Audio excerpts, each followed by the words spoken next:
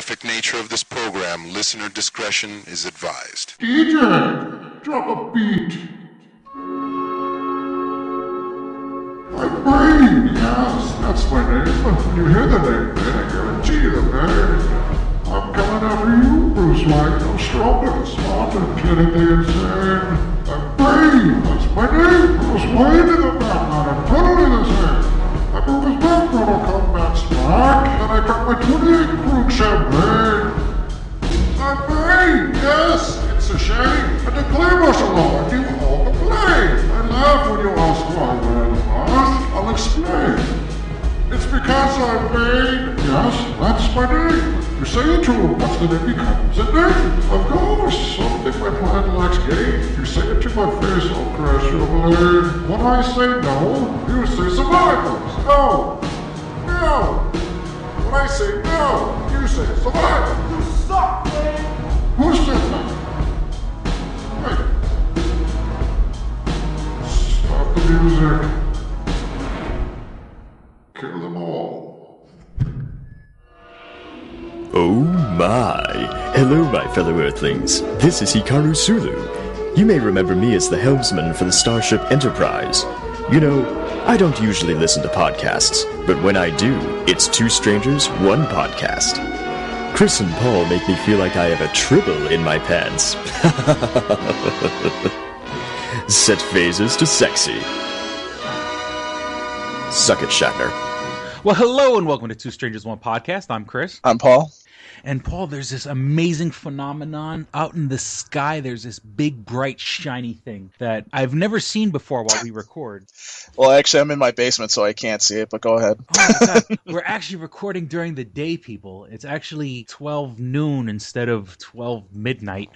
I think I could speak a little louder than I usually, because I know, where I live, I live in an apartment complex, I guess would be the best way to put it. And of course, my cat's knocking down the microphone. But I would, when I record at night, I kind of feel bad because I don't know if my neighbors are hearing me because I like to talk loud for the microphone. Don't feel bad for that shit. They get entertainment value, so that's what they get. Yeah, you know what it is. Part of me doesn't feel bad because I think the people who live upstairs from me are like 400-pound flamenco dancers. Oh, God. Because there can't possibly be any way that someone can walk on a floor so hard. I mean, I swear to God, I don't know, like I walk on the floor, and I'm literally a 300-pound man. I walk and I don't stomp my feet into the ground. There can't possibly be people who walk that hard on the floor. I don't know what they do upstairs, but I'm always like, we don't want to know what they do upstairs. They're like move, and I guess that's another reason why I don't feel bad, because like they'll vacuum at midnight, and I'm a night person, so I really don't care, but like seriously, you're gonna vacuum at midnight, so I know sometimes we do shows and we'll go to like 2:00 in the morning sometimes recording, but it feels weird now that it's like the middle of the day and I can actually talk at the volume that I want to talk at. So it's a wonderful, wonderful thing. And it's weird that we're recording during the day. Like, I'm so used to recording at night, but I like recording during the day. It's decent. It's not like I don't feel all like right. Stop playing with yourself over there, okay? We know you missed me. Yeah, I missed. Yeah, we've been having some delays because my job has me, working all these crazy extra schedule, and I don't know why, because I am fucking broke. I got paid yesterday morning, and I get direct deposit, and my direct deposit showed up in my account yesterday morning, and as of right now, I got $3 in my account, and I'm not kidding. I'm not exaggerating. Now, my bills are paid, and I try. It is. I guess another part is I'm trying to be a responsible adult, and I guess even though it's already we're recording this on April 4th. I've already paid half of my May rent because I'm trying to stay ahead of that. I'm trying to stay ahead of the game because I'm still waiting for my tax return. Yay. Yeah, that's what sucks about being an adult is, you can stay up late and you can hang out on school nights and stuff like that, but I am broke. I literally have $3 in my bank account that I have to stretch out somehow till next, in another 2 weeks. So being an adult sucks sometimes. It'll be okay. Don't worry. Yeah. just get a hooker to console you, and you'll be fine. Oh. Anyways. Yeah. Well, I'm having issues right now because one of the things, right now when we were scheduling to record, I was planning for my daughter to come this morning. Right. And, we're actually recording this now where at this time I usually would have my daughter over in the house, but apparently there's some issue, for those who are fans of the show and have listened. And also, actually, real quick, let me I want to say thank you to everyone who's been listening. We've been getting a lot of really good feedback. In particular, I want to give a shout out to Dragon Peace. I guess that's a friend of yours from Twitter or whatever. Yeah, he's one of the staff members on the website. Okay, and So- and we've been getting like a little bit of feedback back right now. Good positive feedback, and I want to say thank you to all the listeners. Some people, they focus on all the negative shit. I want to focus on the people that are actually listening to the show and commenting and making positive posts. Thank you very much. We really appreciate it. But yeah, I was supposed to have a visit with my daughter today, and my daughter comes over 3 times a week, because the grandfather has custody, and I haven't had one visit this week. And That's stupid. Yeah, because what had happened is the grandfather wants custody. Now what happened was, yes, without getting too much into it, me and the mom had problems, whatever, probably wasn't the healthiest relationship, but I love my daughter, and I've always been a very, active father. I'm probably, it's funny how in some situations people, like when you hear the situation when her mom and dad aren't together, like there are women who complain that the father isn't active enough. I'm the opposite. I'm very active and the mother's not active enough. So what had happened is, unfortunately. Well, wait a minute. Doesn't the mother live with the grandfather? The mother lives with the grandfather, but the grandfather has custody. Okay. And, that's what what had happened last year was that, I was living with the grandfather. The grandfather had custody, and then the mom decided to bring her boyfriend at the time over to the house. And, I didn't take kindly to that. The first time I gave him a warning. And then I was running some errands one day. I come home and his car's parked in their driveway. I go, I put my daughter down, and I slug him right in the fucking face. I know you did that. That was hilarious. And so, and am I proud of that? No, not. I mean, was it a bad decision? Yes, I know it's a bad decision, but I'm not hiding it. I'm not bullshitting. I'm not giving you, I'm not giving the public a fake story. It's all public record. I can't deny it or whatever. And over the past year, I haven't been living with my daughter because, that, and the mother and I have gotten into altercations. Now I know it paints the picture like, oh, how could you put your hands on a woman? It's not that fucking simple. She was into substance abuse, and I think like I've actually had her on the show, my baby mama, about a year ago. Which reminds me also, Two Strangers One Podcast will, in about 2 weeks, Two Strangers One Podcast is going to hit its 2-year anniversary. We're actually going to have a birthday. That's pretty awesome. Yeah. But of course I'm getting sidetracked. So I've had my Stop getting sidetracked. Yeah. So it happens that I'm all hopped up on caffeine, and it's actually during the day. My baby mama was on the show, and actually we got like complaints. Like we actually got emails like, get her off the show. It was the worst episode ever.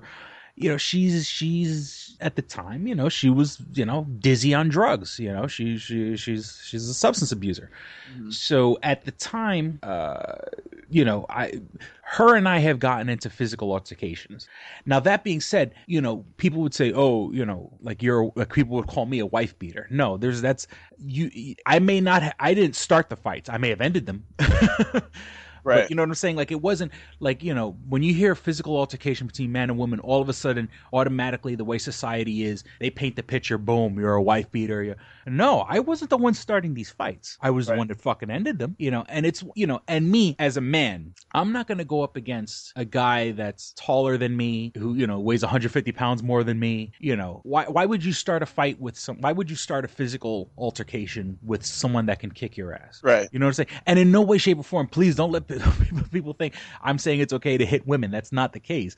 But, if you're going to start a physical altercation with me, I'm not going to sit there I'm not going to sit there and take it. I'm going to, I responded. Was it the smartest idea? No. Was it, have I learned my lesson? Yes. I understand what it is, but, I just don't want people to automatically assume, oh, he's some fucking wife beater, because that's not the case. You know what I'm saying? Right. If you start a fight with me and you lose, it's not my fault. I'm not the bad guy here. So that was what was going on in the house, and that's not, I'm being as fucking blatantly honest as I possibly can. And so I guess they say, with the physicality of our relationship and the fact that I had hit this guy with my daughter, right, across the room or whatever, that, I was deemed unsuitable as a parent. My daughter was taken away from me. The grandfather got custody, and so now the mom stays there with the grandfather, and and I had mentioned last episode that she had called me. She had pretended like she didn't recognize the phone number and called me, but so this whole past week I haven't had any visits to my daughter, and I'm getting so fucking frustrated because the grandfather, because my daughter goes to daycare, and the grandfather takes her. No, excuse me, a school bus comes in the morning, right, and picks her up from the grandfather's house and takes her to daycare. Well, I guess apparently the daycare, I guess, I don't know if the school bus driver said something that, since the grandfather has a car, the daycare says, look, we're not going to provide a bus service if you have a car and you can drive the kid into daycare. Which is kind of a dick move, but you know what? I understand where they're coming from because, there's budgets and everything like that. And so basically the grandfather hasn't been driving her into daycare for the past week. Really? And since she's not in daycare, the people that pick up my daughter from daycare and bring her to my house for the visits, they go to pick her up and she's not there. Right. So it's, so I haven't seen my daughter in the past week. It's stressful. I want to raise my daughter. For the past year out of my daughter's life, she's 3.5. I haven't been in my daughter's, I haven't been a 24-hour presence in my daughter's life. Right. I see her 3 times a week, and when I do have the visits, there's someone that comes to my house, and they poke around for like 5 minutes, and then they leave or whatever. So make me feel like a criminal. Well, the thing that annoys me about it is, have you said anything to have you said anything to them about this happening? Well, the caseworker is aware of it. I mean, we go, as of right now, we go to court in like 3 weeks, Right. and I'm doing everything that they needed me to do. I went to this thing called the Respect Program, which was basically a program for abuse or whatever in relationships. I finished that. Right. I'm doing the anger management. I'm in a program. I'm in a parenting program right now, which unfortunately our instructor got sick, and so there has been no class last week. There was no class yesterday, so that kind of delayed me because I thought I'd be like at most of the way done by the time we have court, but our instructor got sick, so I kind of that pushed back the scheduling 2 weeks. So I was hoping to have more of the class done by the time court came, so then they don't have, I'm jumping through all the fucking hoops the court wants me to go through. Right. Well, let's not talk about that anymore, but I think you should definitely, as long as the social worker knows about it and you're not in trouble, that's the thing, you should be able to see your daughter, and if they're not going to let you do that, then, they need to tell you. They need to tell you what you need to do, because that's a little unfair. And what I would do is definitely document all that and make sure that when you go to court that you have all that shit, because, that's when you could say to the judge, look, I'm trying to see my daughter, and the grandfather's not taking her to daycare. No offense to him, but that's not his daughter. That's my daughter. Yeah. You know what I mean? So. Well, I think the court just has to, what it is, and I'm not going to speak bad about the court because the last thing I want is some fucking contempt of court charge. But they have to. They're making me jump through these hoops. So when the time comes and they do give me custody back of my daughter, that they can say, "Hey, we sent them to the wife beating program. We sent them to the parenting program." Right. He's taking. We've made sure he got anger management. So just so they can say, "Hey, we did everything we could to make sure this guy's not a fucking psycho." Which I'm a psycho, but I love my daughter. I've done nothing. I really can't tell anybody how much of a psycho he is, because he might kill me. So. Well, see, that's the one time I'm normal, when I'm around my daughter, because my daughter keeps me level. Because I'm saying she's this this wonderful little person, that I see the world differently when I'm around the daughter. And actually, I'm just. Part of the reason I've done this podcast is because I don't have my daughter with me, and it kind of Right. I have this kind of free time that, you know, it's probably better spent talking into a microphone as opposed to drinking myself into a fucking stupor. You know, Yeah, so. don't do that. Don't do that. But you know, this is all fun and games. I mean, you know, we're here to have fun. We're here. I mean, I'm getting all serious, but I mean, part of this is that, like, you know, I want this shit documented. You know, I want people to understand what the hell I'm going through, you know, in my private life, just because, you know, we should understand that, you know, the court is giving me a fucking hassle with my daughter, but it's okay. It's okay for the fucking, you know, for the drug-addled mom to be with the kid. You know, Hey, I'm the. You'll get your. Hey, we'll see what happens in the next few weeks, and hopefully you'll get your daughter. Let's just hope that happens. I'm the freaking bad guy in this freaking world. I'm the bad guy. The fucking world is upside down, where the junkies have their kids and the good guys are the fucking bad guys. Oh god, Okay. let's get into something a little bit better, because this is because you're kind of getting a Debbie down. Oh, my kid. Oh, okay, no. Let's yeah, right. I'm broken. I don't have my kid. Oh no. Anyways, well, you know what? Let's do a little bit of an update on Power Rangers here a little bit, because So we're already gonna jump into the nerdy part of the show. Or? Oh yeah, fuck that. We had a lot of nerdy shit to do this time, so might as well jump into it. Gotcha. That's what she said. Go Power Rangers. All right, so you know we were talking about Power Rangers last week and how there's this Morphin Madness thing that they have going on. I don't know if I talked about that last week, but basically they have this, you know, like how you do March Madness, they have this Morphin Madness thing where you choose all the Rangers and eventually there'll be like 5 of them and they'll reveal who those 5 are. Well, like the Super Mega Force. Right. It's all the Power Rangers from the first ones, Mighty Morphin, all the way up to the ones now. So, and this is basically just to, you know, this is Nickelodeon / Bandai's way of, you know, promoting Power Rangers, Super Mega Force, and, you know, you don't really need to promote that when they can morph into any Ranger, and everybody's like, ooh, must watch every episode. Because that's what the old fans, like the people when I was like a kid, were like, you know, they were watching Power Rangers and they saw the first ones. You know, they're watching now going, oh, how many times are they going to turn into Morphin? Mighty Morphin Power Rangers, you know? And they've done it once. It's not like I'm watching or anything, but so basically in the last round of voting, people started to notice that there was this inflation of certain people's numbers. Oh, okay. And you know, in some rounds it didn't really make any sense. Like for example, in the last round, Gold Ranger was going up against Dino Thunder White Ranger, which I think he's a piece of shit because I never watched that show. But everybody was going, well, we were voting for Green. I don't understand why he's so low, you know. And I think, what was the other one? I'm trying to look here what the other round was. Is that like Paul David Frank, the Green Ranger? The Green Ranger is Jason David Frank. Jason David Frank, I'm sorry. Right. So people with 3 names are serial killers, you know. Dude, he's tatted up now, so he might be serial. Well, he looks badass. I remember you had brought it up that you said that he's doing like mixed martial arts and stuff like that. Yeah. I looked it up and like he's hit the gym, bro. He was the only Power Ranger apparently that, and I think that's still to this day, that actually did all those moves in the suit. Oh, okay. So, you think he's basically what's that? Is he juicing? I don't think so. Or has he just been hitting the gym, like, you know? Like... Probably hitting the gym, because I think before he has a match, they do like this workout regimen and everything. So, but so basically, and I'll read what Bandai said, because a lot of people were. I actually put this on my Tumblr page, pulpskrillo.tumblr.com, if you guys want to read it. And I deemed the title of it Morphin Madness Stupidity. So because a lot of people complained, they actually looked into it and they found that the numbers were inflated. And this is what Bandai said. A more important message for all voters. Power Ranger fans, thank you for voting in Morphin Madness. It appears some enthusiastic fans have managed to artificially inflate the vote tally in favor of certain Rangers. In the interest of creating a fun and fair competition, we have carefully removed the extra votes and restored the rankings to reflect their true values. We continue to closely monitor the results to ensure that Morphin Madness is decided fairly by the fans.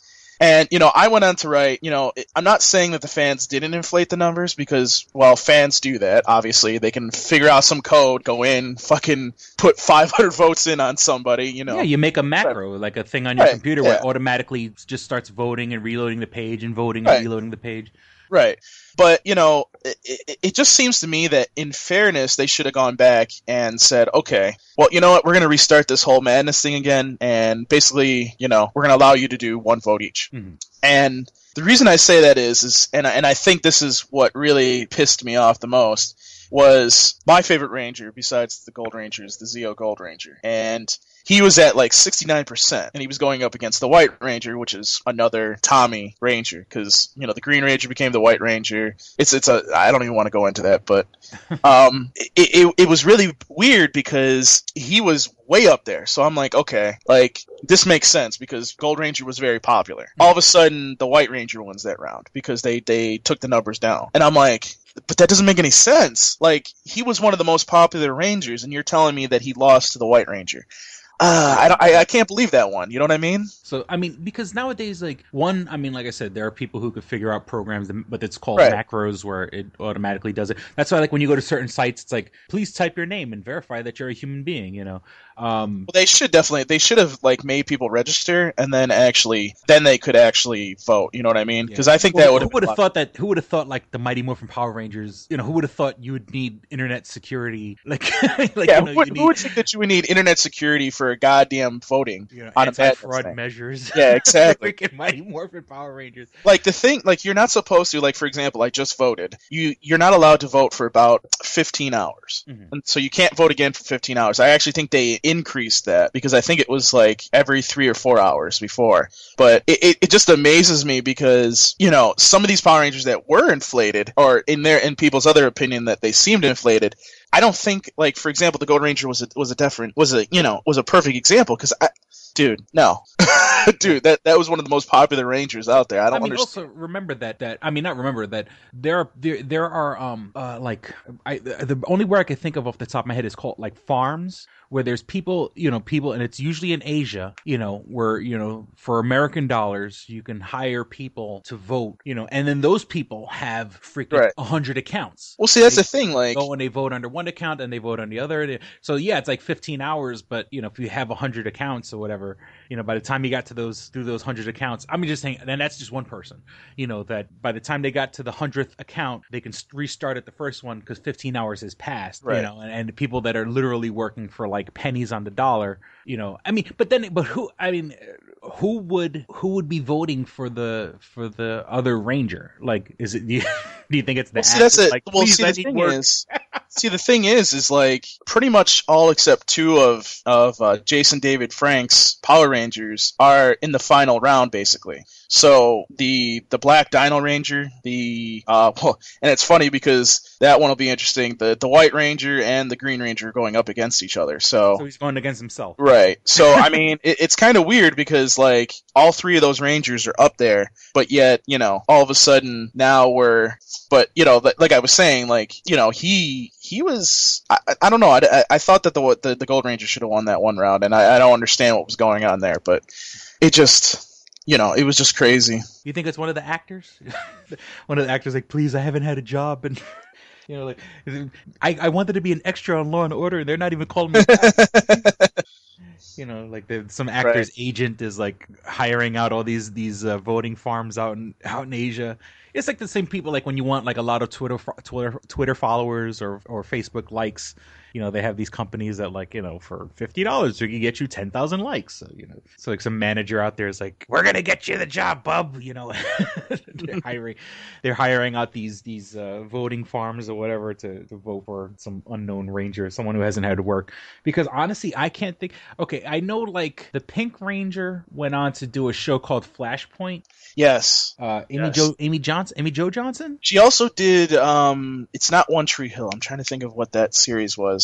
I want to say Felicity? Possibly. I can't think of what that girl's name is, the main character. Honestly, that's the only person from all the actors should I say all the American actors? I'm pretty sure there are Asian actors out there and the people that were into suits and shit like that. Right. But Amy Jo Johnson is the only person that I'm aware out of, the couple of dozens of actors who've been on that show that has gone out and done something of note outside of the Rangers. Like I'm just saying, like people like, and people know what Flashpoint is, or at least they should know. Where it's like, and it was the dad from Veronica Mars, and it was one of those shows where like they were like a SWAT team, like a hostage negotiation, and it's like you gotta. The one thing I love about these cop shows is you gotta live in the world's worst fucking neighborhood. If every week there's some sort of hostage situation, the same team, the same people have the same, there's always. I'm looking it up right now, so keep talking.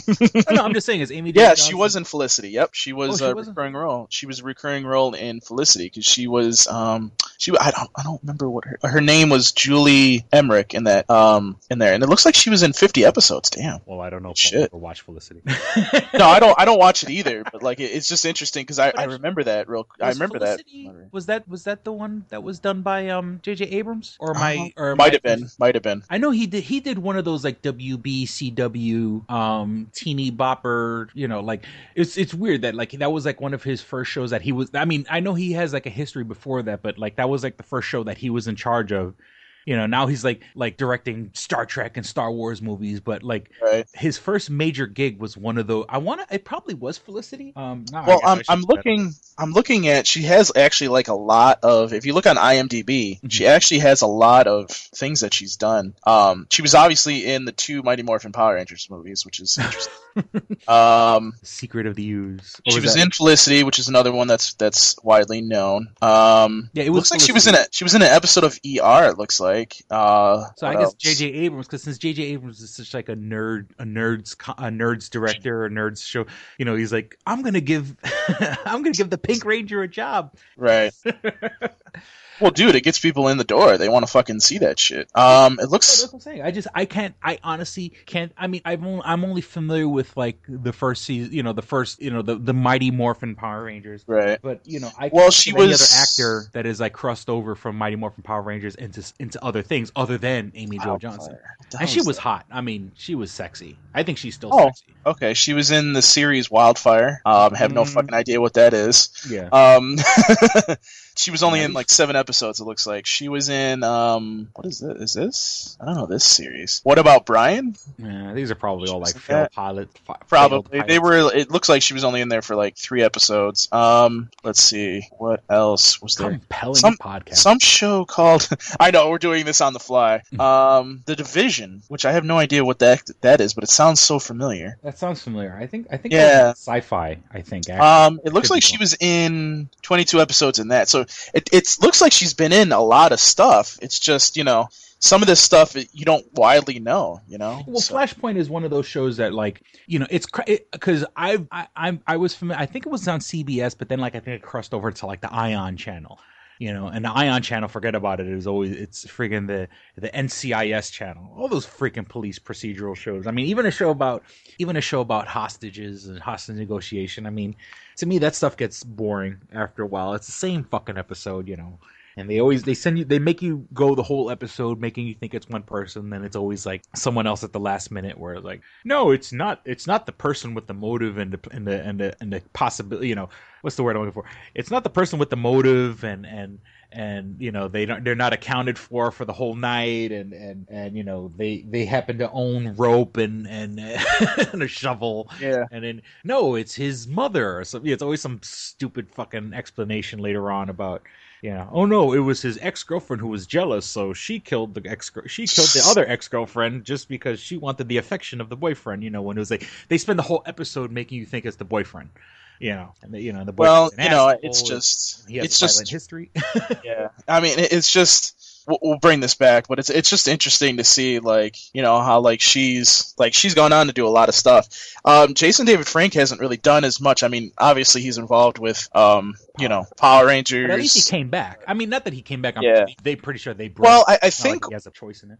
I think what they did is they let him have, because I highly doubt Bandai's would just be like, oh yeah, you can wear the Green Ranger suit. I don't care about that. No, I know that they're not that stupid. So I'm sure that they gave him rights to, I think he still wears the Green Ranger suit and he still wears the White Ranger suit because he goes around to cons all the time now. So, and I think he's got to be making some kind of money off all this, because obviously he's going to be coming up in a episode of the new Power Rangers hopefully here. So, we'll see how that all turns out, because I'd like to see how he is in this new Power Rangers. But so, like you said it was Bandai and Nickelodeon.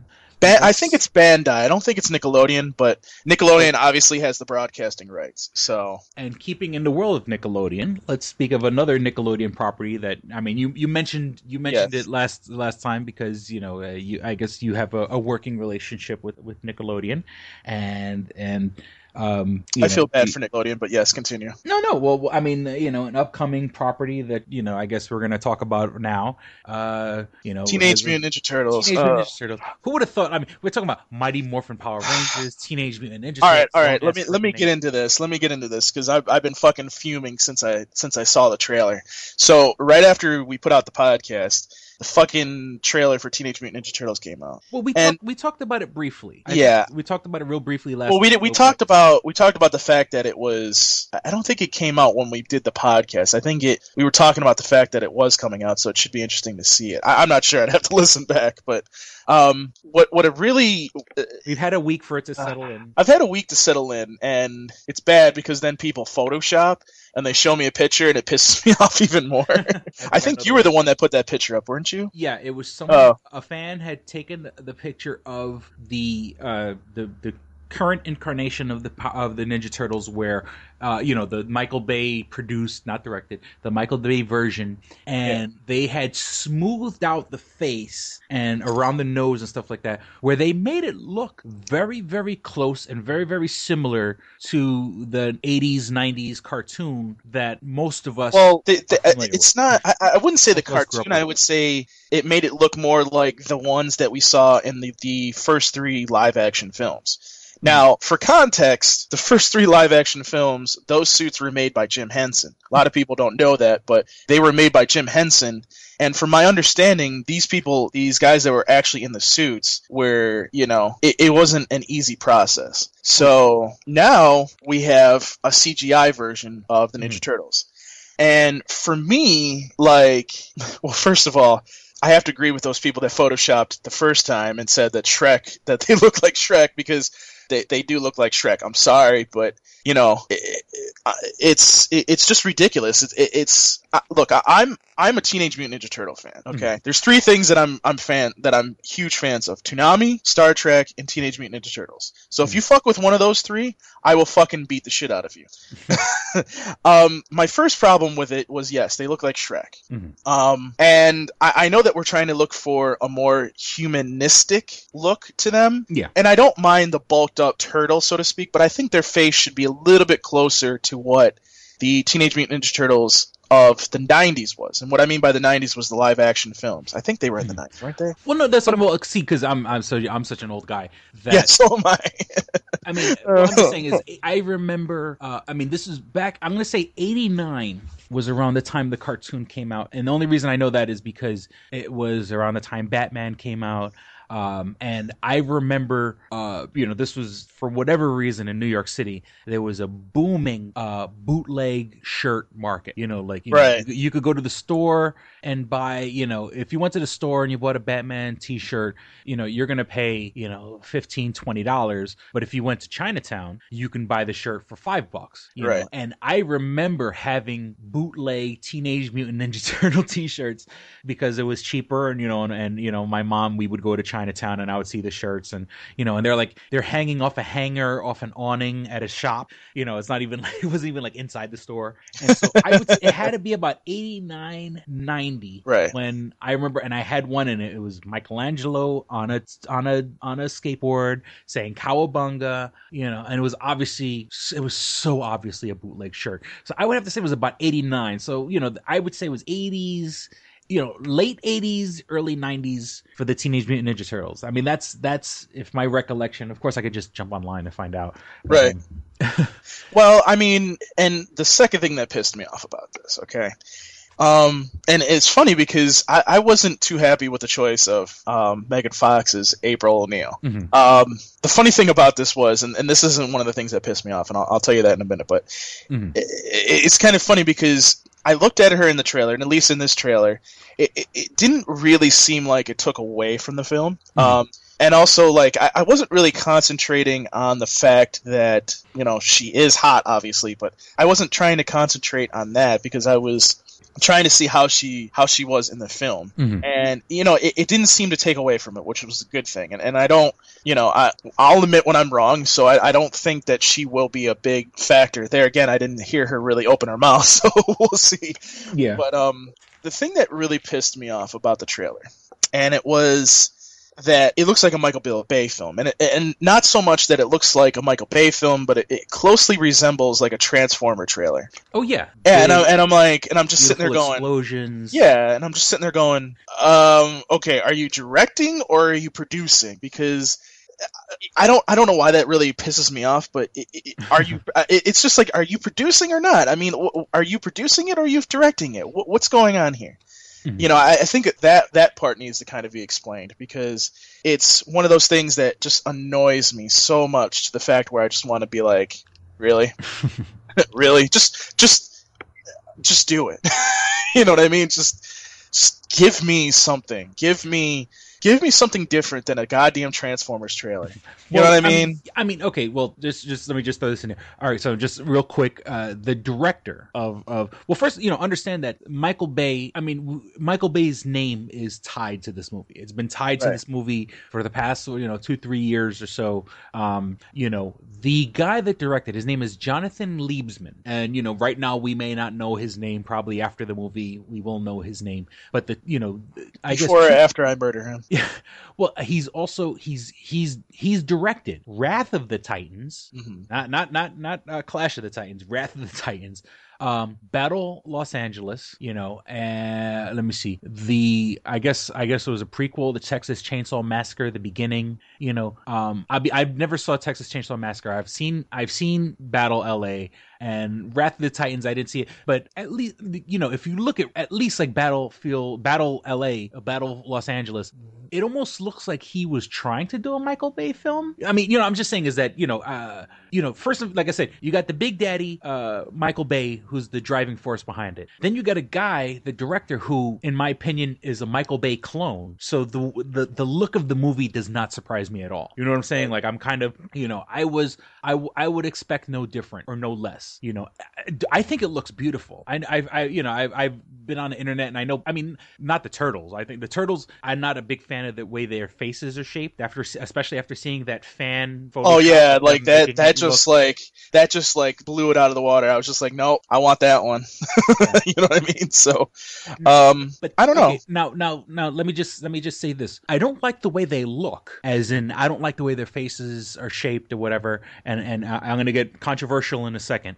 But I don't like the way they look. But I mean, in my opinion, you have to give like the animators credit because it is photorealistic. You know what I'm saying? Right. Like if you take yourself out of the illusion of the fact that they're 10-foot turtles, which everyone else seems to have a big fucking issue about. I don't mind the fact that they're big, because I know like when you watched in the cartoon and stuff like that, they were like shorter than April. And if April O'Neil is, let's just say April O'Neil is even taller than average, you know, an average woman's height. Let's just say a taller woman would be 5'8", 5'9", you know, and that's a tall woman. They were shorter than that. So people had made this big deal about the turtles being so tall. I don't find an issue with that. I think, you know, hey, it's a movie and they're ninjas and you want to put details on them. You don't want them short. You know, I think it's kind of funny that they're 10 foot tall and they're probably going to be doing ninja shit. This is true. You know, I'll give credit where credit's due. I think the pictures, the faces are very photorealistic. Now, here we go. Now, if you are easily offended, if you are very sensitive about issues, especially those regarding race, you might as well turn off the podcast right now. But here's my controversial opinion. The turtles look like black guys, and I mean, forgive me for sounding harsh, and I'm not trying to be rude or mean or cruel or nasty or even racial. I'm not saying it just to be controversial and get your opinion. You know, it looks like a guy with a flat nose and a shaved head. And, you know, in no way, shape, or form am I trying to make this some sort of like controversial thing. I just said, if you don't like controversial things, you might as well turn off the podcast because I don't want to hurt anyone's feelings. But, it, you know, I mean, does that make me wrong for saying that? I mean, first of all, the opinions of Chris. No, Me and not too strong. I wasn't going that far with it. Damn, I don't like. I'm speechless now. I don't even know how to respond to that. Like, I don't know. Like, I'm just sitting here going. And last episode, I'm looking around like, where's Darrell? Where's Darrell when I need a black guy to answer this? And last episode, I said I don't like the fact that there's a white Shredder. So we got a white Shredder and black turtles. Yeah, I don't know. I mean. I just don't like the face. Like I don't necessarily go that far with it, but like I just don't like the face. You know what I mean? Like, it's black, so it's okay. Okay. So I can say what I want to say. No, yeah. I mean, so like I said, I'm gonna give credit where credit's due, where it looks beautiful. You know what I'm saying? The explosions look beautiful. I mean, it kind of has that Michael Bay, or even if you want to say Jonathan Liebesman, you know, he made Battle LA. You know, that was a Michael Bay wannabe movie. Like you mentioned, Megan Fox's April O'Neil, and of course, you know, with the updates of these movies, we're not going to have Megan Fox in a yellow jumpsuit. So, you know, they give her the cool yellow motorcycle jacket, you know, which I don't complain about. Now, here's my one tiny beef. They have one tiny beef, folks. One tiny. I don't know they haven't explained exactly what she is in the movie. And the reason I say that is that, obviously in the cartoon, she was a news reporter, you know, kind of like in the vein of Lois Lane and stuff like that, where if you're a news reporter, you're going to be in areas where, you know, when you write a character that's a news reporter, you could always throw them into the action because they're quote unquote reporting the news. Is she supposed to be a news reporter in this movie? Like, have they discussed that? I mean, I don't know, because I think there's a lot of confusion after seeing this trailer. And again, you know, we kind of have to wait and see what the trailers bring out. Well, I'm just saying, they haven't been said. Like, see, that's the thing. Like, the Foot Clan isn't there. It's apparently like this elite force now. But there again, we haven't seen what the actual movie's about. So I would just, you know. Now, once again, I mean, this, I guess here's once my little beef of contention is that, okay, part of April O'Neil's character was the fact that she was a ballsy news reporter. Like, I mean, even in the cartoons that were like very like, you know, kiddie friendly, you know, they kind of like, when other people would run away from the turtles because they were scared because they didn't understand, she was the one that was like brave enough to go up to them and like, you know, hey, what's your deal? You know what I'm saying? Of course, yeah, she was freaked out in the beginning, but you know, she would follow the story. And I know I'm making something bigger than it needs to be, but in the commercial or in the trailer, she sees the Ninja Turtles and she faints. And I think that's not being true to the character, because April O'Neil would be like following the story. I'm kind of, you know, in my nerdy world where, you know, I make big problems over shit that doesn't really fucking matter. You know, when we got poverty and suffering and pain and disease in this world, I'm worried about fucking Megan Fox's role in a fucking movie. Yeah. I don't. The fact that she faints, kind of like, I don't like that. You know what I'm saying? Yeah, I was kind of thinking that too. But supposed to be the ballsy news reporter that, like, you know, when everyone's running away from an explosion, she's running towards it because she wants to know what the story is. So I don't like the fact that she faints, and that's my little bone of contention. And then one other little thing before we go to commercial. They just announced 2 more voice actors. Yeah. Which before you say them, like, you put out a trailer and yet you still need voices for some of the turtles and Splinter. That worries me a little bit, but continue. Okay. Well, I mean, I guess, you know, and I guess people that are fans of the show probably already gotten this news, but I'm going to put this out as soon as I can. Johnny Knoxville has been announced as the voice of Leonardo, which, I mean, don't get me wrong, I like Johnny Knoxville. I would think he'd be more of a Michelangelo voice, you know, because, you know, I mean, I'm pretty sure, I mean, hopefully if they stay true to the characters, you know, Michelangelo being more of the fun-loving guy, you know, Leonardo. But you know what? I'm not gonna question that, because who knows? You know, maybe Johnny Knoxville wants to go in a different direction or whatever. But then Tony Shalhoub, otherwise known as, you know, Monk, Jeebs from the Men in Black movies, he's been announced as the voice of Splinter. Which, okay, I've been reading online, and of course, you know, this is all fan speculation and stuff like that. We don't see Splinter in the trailer, you know. So so obviously he's going to be in the movie because they announced him as a voice, but he's not in the trailer. Now here we go. Spoiler. You might as well fast forward in about 2 minutes if you're worried about spoilers, but it's been speculated, because in the commercial, when you hear Splinter talking to when you hear Shredder, aka William Fichtner, the actor, talking about he's saying that they needed to create something, and that Shredder had worked with April O'Neil's dad. So spoiler, there are people speculating that Splinter is going to be April O'Neil's dad. So, whatever mutated the turtles to be giant 10-foot, ninjas is also going to, make April O'Neil's father into a walking, talking rat. Well, we'll see. I mean, I don't really... If that's true, I mean, not that it's true because it's just fans speculating, but if that turns out, I'm going to be majorly disappointed. Well, we'll see. I mean, again, this is just the first trailer, so we'll see what happens. But I really hope that they go back and maybe CGI it a little bit better, because I think the way that fan made it, that would be awesome. Yeah, I mean, that's the whole thing, is that this is as of right now, because they got months to go. As of right now, this is all stuff in a computer. Right. You know what I'm saying? Right now, they could easily change the design of the turtles. I mean, not easy, but relatively easy, because, seeing that this is a jillion, okay, so we spent $1 billion, so now we're going to spend $1,000,000,001 and actually change the way they look, which would be not controversial, that's not the right word. I mean, it would get a lot of attention, but I think if you did something like that to make the fans happy, I think you would show that you're making an effort in the right direction to, right? Okay, people didn't like the fact they look like black guys. Oh God! All right, let's. That's why I made a post. I said, if you don't like the way they look, that means you're racist. So should we go to commercial break, or just not even care about a commercial break this time? Well, yeah, we're way past the half point. So yeah, we'll be right back with more dick and fart jokes.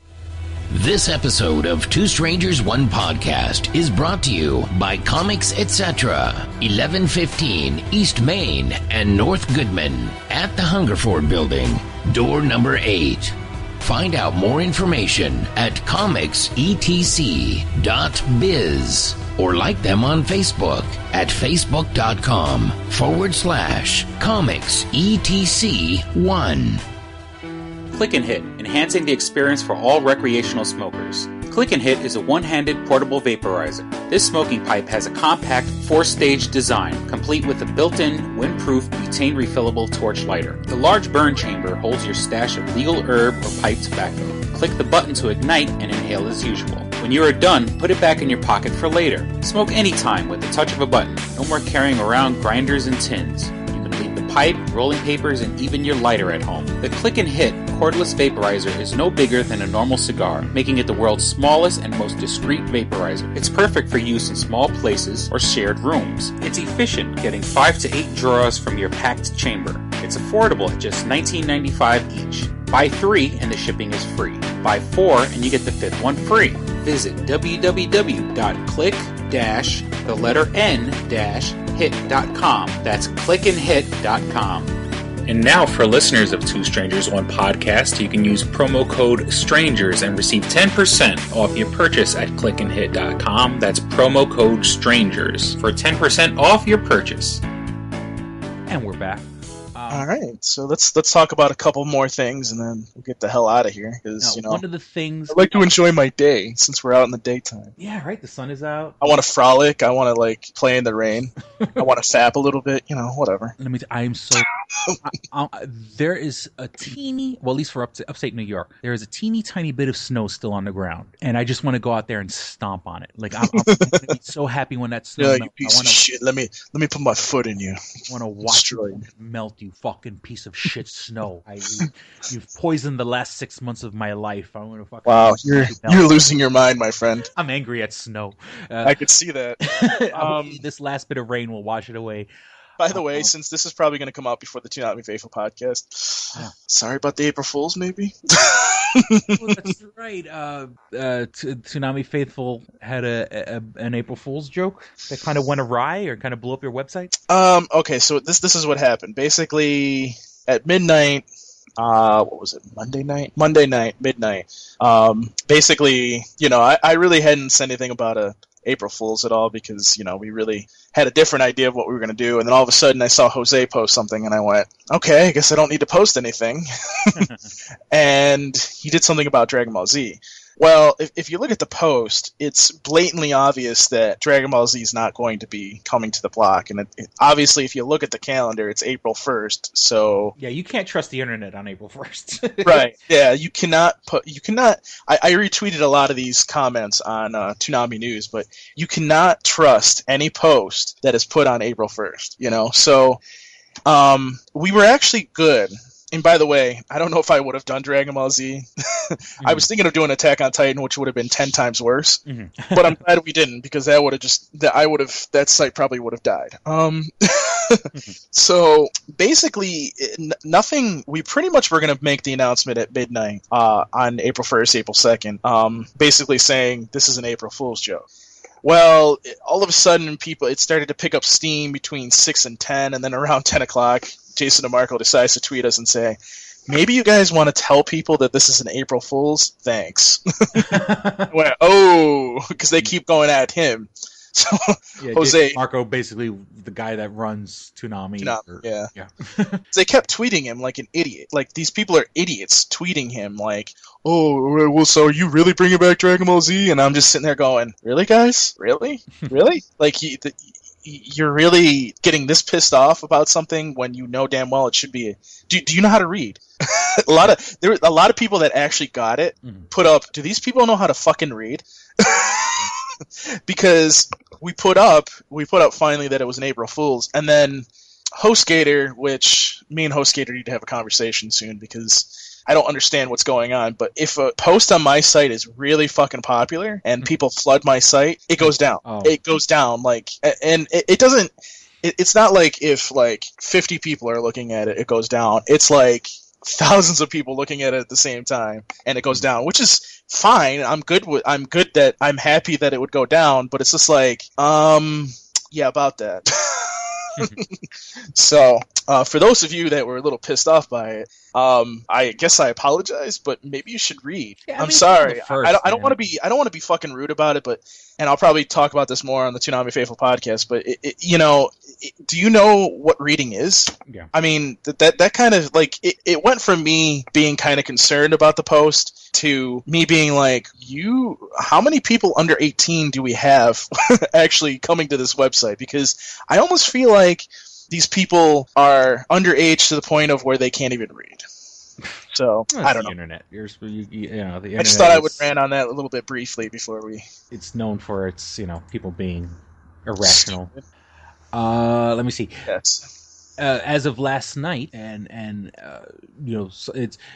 I mean, this is news to me. Well, not news, but I mean, David Letterman has announced his retirement. Yep. And which is quite convenient since Dave Letterman, or not Dave Letterman. God. Jimmy Fallon. No, Jay Leno is gone now, and Jimmy Fallon replaced him. Well, that's what I'm saying. I mean, some people feel that he's getting heat. You know, what I'm saying, like, that right. That Jimmy Fallon is he's getting heat to quit, and then basically they want to replace him with somebody younger. Yeah. Which, I mean, that's bullshit, and I hope that Letterman probably tells them to go fuck off. But it might have been his time. Maybe he just said, you know what? This is a good time. This is a good transition time to do it because, these other shows have younger people. So maybe it's a good time to do it. And I was watching the episode last night, and he said basically, he goes, I've been doing this for 34 years. Yeah. And he says, and I'm like 67. He right. goes, I've been doing this more than half my life. It's time to fucking, Right. And you know what? Here's the thing that's good too, that people are starting to speculate that what's his name? Conan. Uh-huh. And I don't know if you were thinking that too, but Conan may actually take over his slot because his contract with TBS is apparently up at the end of this year. So it should be interesting to see who they replace him with. And I would not mind to see if Conan goes there because I do think he deserves that slot, and I do, and I think that the one thing we have to take in consideration here is, and I've tried to tell people this, and people refuse to listen to me about it, but I don't think Jay Leno had anything to do with that whole thing with Conan and him because it seems like NBC is a bunch of pieces of shit. They fucking want you to retire when they want you to retire, and that's it. Well, obviously, I'm going to take the opposite. I think it was totally Jay Leno's fault that Conan O'Brien got burned because Jay Leno didn't want to, But see, think about it this way, though. Seriously, think about it. if all of a sudden you're forced to leave, okay, and then you're like, wait a minute, this is not what I want to do. This is, I've been telling you I don't want to do this. And then you basically throw a lawyer in their face, because let's face it. Okay, what is Jay Leno going to do after he's done with a talk show? Nothing. Yeah. He's got millions of dollars. Honestly, I don't think anybody's going to hire him for anything. So, and it's the same thing with David Letterman. I don't think that nobody's going to hire him for anything. So, what more is there to do? There's nothing more to do. So if you're forced to retire early, and this is the point that I was making before about it to people, is that if you're forced to retire before your time and your contract's not even up yet, it's like, why don't you go fuck yourself? You know what I mean? Like, I don't like how the situation went down, but I don't think, I don't think it was anything. I think it was the studio that created all that shit, to be honest with you. And these studios do that. Yeah, well, see, look at this. Look at fucking CNN. They amp up these fucking breaking news stories to the point of where I don't even watch CNN anymore. Same thing with any of the news channels. It's ridiculous now. It's funny that you say CNN because they pushed what's his name, King, whatever. Larry King out. They pushed Larry King out to bring in Piers Morgan. And now Piers Morgan, they've already announced that he's gone. That show's done. Yeah, he's gone. I think last Friday or the Friday before was his last show. He's gone. And it sucks. It does. I mean, it was supposed to replace Larry King, and it didn't do shit. And it's because CNN amps everything up 20 times, And, I'm just saying, I would like to see Conan because I think that he deserves to have, that slot. So maybe it'll happen, Yeah. Well, see, now, let me just throw in my 2 cents. The Jay Leno, okay, so Jay Leno came back for 3-4 years or something like that? Yeah. He was already a millionaire 3 or 4 years ago, and yeah, I understand you don't want to be forced in retirement, but I mean, okay, I mean, I'm pretty sure he has more than that, but let's just say, I have $150 million. So he came back for a couple years. Now I have $160 million. Was that $10 million really a difference if you already have that much money? I mean, don't get me wrong, I would love to have $10 million. I mean, I'm throwing big random numbers out there. You know what I'm saying? I like when you say big, but continue. He didn't necessarily have to come back. Jay Leno is good for the rest of his life. And he's good for the rest. Kids are probably good. Remember, he literally has airplane hangars full of cars. Yeah.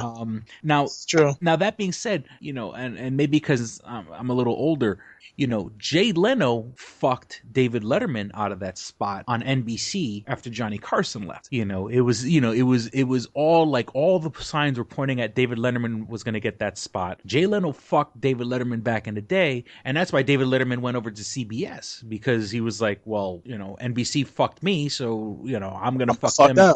So, Jay Leno kind of has a spotty history for me because I've always been a David Letterman fan. I was always now. And not to take anything away from Conan O'Brien, but I think Conan, and I love Conan. I absolutely love Conan. I think he has a bad taste in his mouth, and I think he doesn't want to come back to network TV at all. I think, TBS, and TBS has lost a lot of steam because TBS, a couple of years ago, when they got Conan, they were really trying to rebrand themselves and they gave up on themselves. And they got, at that time, it was a big deal that they got, the Big Bang Theory and syndication and, they had the George Lopez show and they were doing little comedy specials and they had wrestling, and stuff like that. It was I forgot what it's called. Personalities Matter or something like that. I forgot what their tagline was. But, they were really pushing to kind of rebrand themselves from being like the Ted Turner network. Right. Yeah, and exactly. So as much as I would love for Conan to come to CBS and have a network job and have network money, I don't think he's going to do it only because I think he feels burned by the industry. Right. That being said, I think Craig Ferguson, who has the 12:30 slot, I think he's going to push up. Now, recently, on April Fool's Day, Craig Ferguson and Drew Carey, swapped positions because Drew Carey hosts The Price is Right, and Craig Ferguson has his show. Now, of course, they're friends because Craig Ferguson was the boss on the Drew Carey show. They swapped, so I think Drew Carey has pull at CBS.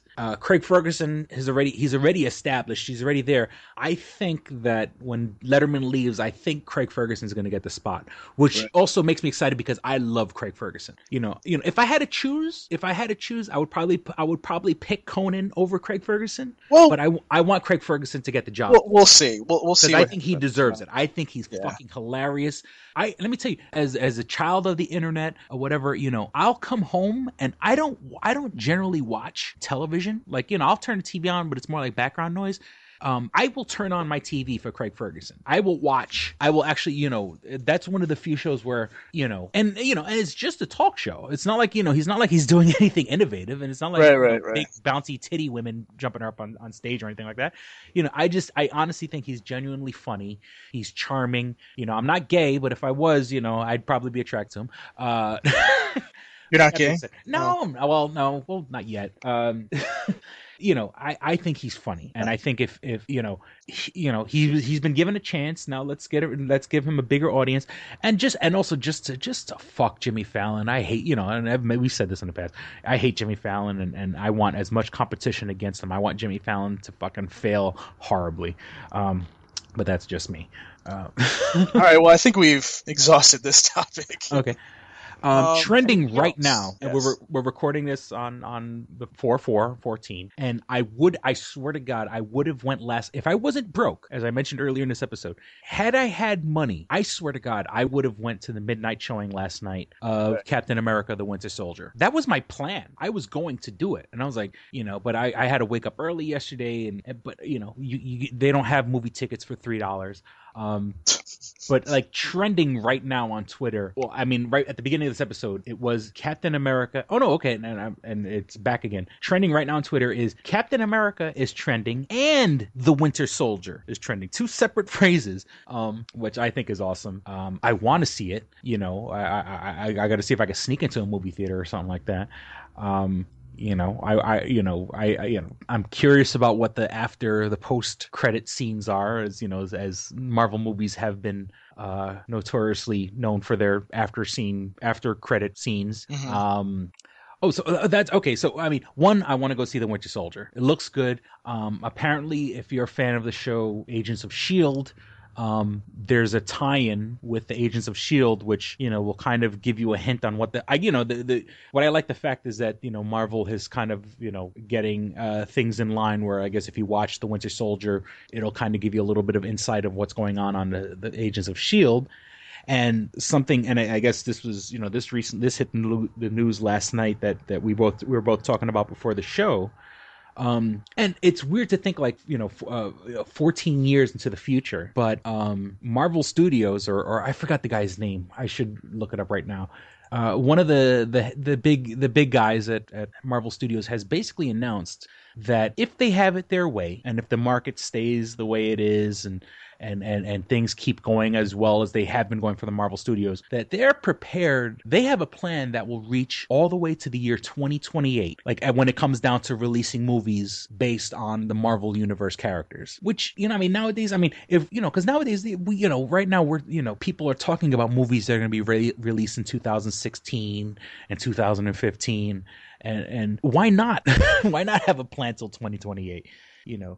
Nowadays that we're such a media saturated society, and look, we spent the whole friggin' episode talking about imaginary worlds. I think it's smart on their behalf to kind of have a plan, as opposed to just throwing everything at the wall and hoping whatever sticks, where they kind of like, look, this is our vision, this is at least having a roundabout idea on where to go. Yeah, we'll see what happens. I mean, it should be interesting, and it's genius that all these movies are tying into each other and the TV shows, and not to mention that also this week on Fat Man on Batman, the Kevin Smith show, which obviously anyone who listens to the show knows I'm a big Kevin Smith fan. Joe Quesada, head of Fat Man on Batman, basically said that the Netflix shows they're doing a Daredevil show, I believe they're doing a Luke Cage show. I forgot the other ones they're doing, but they're all Netflix show. Yeah, the Netflix shows are all gonna culminate into they're gonna have like their own Avengers. Like that's not the right word. I'm trying to. Shit! Give me 1 second. I gotta look it up. But you're so fucked right now. Why do you say that? Oh, Defenders. Because the fans are going to kill you. But anyways, Yeah, so basically, they're even planning shows for Netflix that are all going to culminate into their own thing called the Marvel's Defenders. So like they even have a plan for their TV shows, and it's all and people who are into comics, when you read comics, you try to have continuity and you try to have stories that kind of and writers will reference things that happen in other comics, that are you'll try to reference something that happened 20 years ago just to show to some sort of continuity, like, hey, this character is connected with the same character 20 years ago. I mean, these guys have at least a roundabout plan, which I think is pretty awesome because, then they could guide the comics. And let's be real here. The comics are almost basically commercials for the movies nowadays. Cause, if my mom knows who the Avengers is, they're doing better off, in the movies than they are when it comes to actually selling paper, physical things you have to go to the store and buy, as opposed to the movies, which are a lot bigger. I think they make more money making the movies, in my opinion, than actually publishing paper. I mean, even the stuff that goes out on Comixology, like even digital downloads, I don't think makes the kind of money that Avengers movies and exclusive deals with Netflix and all this other good stuff, so. Yeah. So Joe's, so it is kind of mind blowing that we have this plan, that there is kind of like a roundabout arc that at least is going to be addressed, or at least try to, and it's a very bold move. What other studio has ever said, we know what we're going to do for the next 14 years? But I think it's brilliant. I think it's brilliant too. I'm excited about it. Let me see. I think that is it for the day. Yeah, that's it. So basically, please visit 2s1p.com where you can find everything show related. As Chris stretches. As I shift myself in my chair, my fat ass. You can visit 2s1p.com. I haven't done the eBay thing in a while, and I'm just tired of it. I'm not doing any eBay. But when I eventually do get back to eBay one day, you'll be able to buy my shit on eBay. You can find us on Facebook at facebook.com/2strangers1podcast, all spelled out. Of course, we'd like you to spend some money. This stuff isn't free. It's not cheap. If you could, even if you can't donate anything to the show, just share us. When we've been getting a lot of positive feedback recently on Twitter and actually at our email address, which is also 2strangers1podcast@gmail.com, all spelled out. Hello, I got you. I hear you. Hello, Paulie Paul, are you there, brother? Hello. I'm gonna wait for you to come back. So while I'm waiting for you to come back, just say hello if you could hear me. Visit facebook.com/2strangers1podcast. Like us, share us. If you can follow us on Twitter at Stranger Podcast. That's at Stranger Podcast. Once again, follow us, share us with your friends. Say, hey, check out this podcast. They're awesome. You can find us on iTunes. Once again, if you go to the iTunes store, just go to the upper right corner in the iTunes store. It's not the exact last or the furthest tab to the right, but the next one in that says podcast. Search for 2 Strangers 1 Podcast. You can see our beautiful red, white, and blue logo and download every episode. You can find out exactly. You can go back, now that we're coming close to our 2-year anniversary, you could actually listen to 2 years. You can find out, hey, what was Chris doing 2 years ago? Well, you can find out on iTunes, or if you don't have an iPhone, iPad, iPod, and you can't subscribe to us on iTunes, you can subscribe to us on the Stitcher app for Android devices. That's STITCHER. Every podcast worth listening to is on Stitcher. Chris Hardwick's The Nerdist, Kevin Smith's Smodcast, Mark Maron, Adam Carolla, NPR. All the podcasts worth listening to are on Stitcher. So that's all I can think. Paul, are you there, brother? I am still here. Okay, all right. Yes, I don't know what happened. Sorry. You went silent for a minute, and I don't know if you were fapping or. I was fapping. Yeah, I was gonna say, God damn it, stop. I'll explain after the podcast. Yeah. Well, you can find me on. The floor to you, sir. Yes, you can find me on Twitter at Pulpskrillo. My last name is spelled PESCRILO. You can also find me on Tumblr. It's pulpskrillo.tumblr.com. You can find some of my posts there, and just. And of course, look at my Faithful podcast, which I should have mentioned, which is another great podcast that's on Stitcher and on iTunes. Yes, and I fap there on Tumblr. I put up like beautiful pictures. And, I'm naked and shit. No, I'm kidding. But let's see. You can also... Oh, you also have on Geeky Inc. Yes. GeekeEinc. You have an exclusive Nerdcore I do. Yeah, we forgot to talk about this real quick. Teenage Mutant Ninja Turtles track. Yes. We're working with a producer called Oh Genius now, and he made this song a while ago, it looks like, and you've heard it. You've heard a little bit of it, at least. It's incredible. So I was like, yes, I want that as an exclusive. So if you want to hear that Teenage Mutant Ninja Turtle song, make sure you go to geekyinkproductions.bandcamp.com. You can actually access it from geekyink.com right now as well. It is a free download, which makes me cry because it's a really good song. So if you want that song, if you want to support the show, you go to Bandcamp and pay for the track also. Just Well, no, it's free on there actually. But while you're there, you should pick up Nerdcore Absolution Volume 2 and give us money. So yeah, but sort of like you get something for free. It's not like they're giving you some free stuff, but you could also turn around and give a couple bucks towards the cause. Yes, very true. But then stop buying all the free albums, God damn it. But anyways, that's about it for me. Okay, so we certainly hope you guys enjoyed listening on this beautiful, well, not beautiful, sunny day, but at least it's not freaking 2 o'clock in the morning. We certainly hope you guys enjoyed listening, had as much fun as we did recording. Thank you for listening to Two Strangers, One Podcast. I'm Chris. I'm Paul. Don't be a stranger. Peace. We're out. Bye. Where's my gun? You should be fapping. All right, here we go, man. Go ahead. You want to read Double Jackpot. What is it? It is a self-published book by Christopher Cologne. Chris Cologne? Smells good to me. But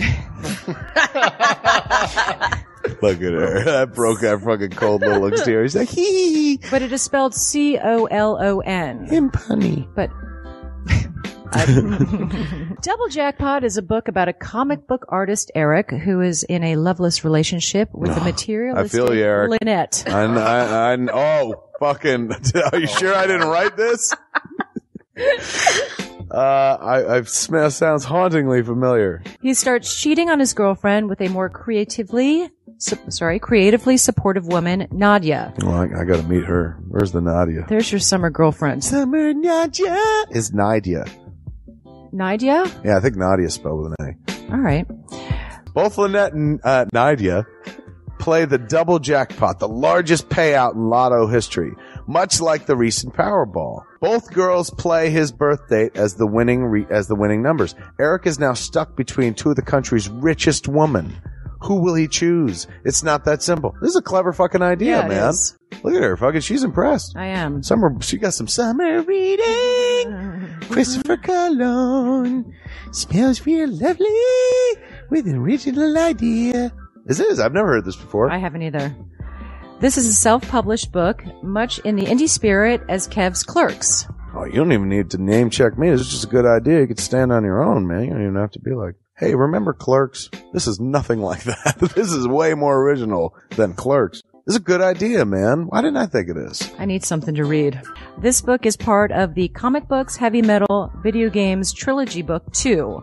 Odd I See, A Tale from the Road, coming soon. Right on, man. It's part of a trilogy. This is the first part. Way to write, man. He's seeking a literary agent. Motherfuckers, anybody out there? There ain't no literary agents listening to the show. I assure you, sure.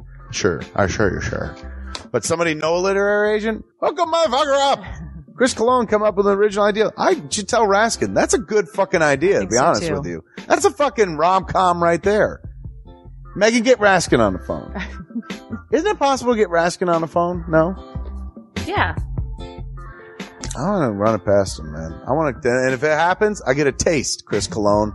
I get a whiff, if you will. The book could also be ordered on www.lulu.com. That's lulu.com. I understand that. I just want to spell it out. Normally one says it that spells it. Still, lulu.com. What is that? Do you know what it is? I don't know. All right. The book could also be ordered on www.lulu.com. Search for Double Jackpot Christopher Cologne.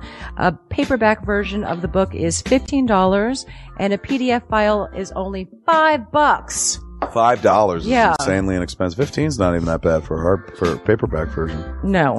This is $1 million idea right here. Like a movie about a dude who fucking is stuck between two chicks, both of who play his birthday and win the lottery. Come on! I can see that trailer.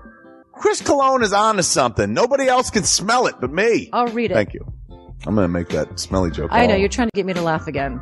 It worked once.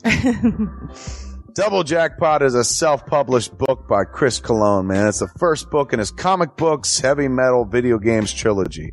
Book 2, Odd I See, A Tale from the Road, should be coming out soon. Get all the information at Chris Cologne, like a motherfucker. I will his totally book, read this. Double Jackpot. I'm serious. I'm going to recommend that to fucking Raskin. How is that not a movie? You know what I'm saying? This could be a sexy movie. You could do an R-rated version. There could be nudity in it, and you could show them fucking both chicks. Maybe a little penetration. Maybe a butthole shot. No butthole, no care. I would like to formally apologize to Christopher Cologne. No, sex sells. Chris Cologne will appreciate that. He's like, thanks for throwing a few buttholes in there, man. Don't forget to check out twostrangersonePodcast.net, your one-stop resource for everything show-related. You can find links to subscribe to us on iTunes or on Stitcher. You could also find links to buy my book, Double Jackpot, on twostrangersonepodcast.net. Fuck you, fuck you, fuck you. You're cool. And fuck you, I'm out.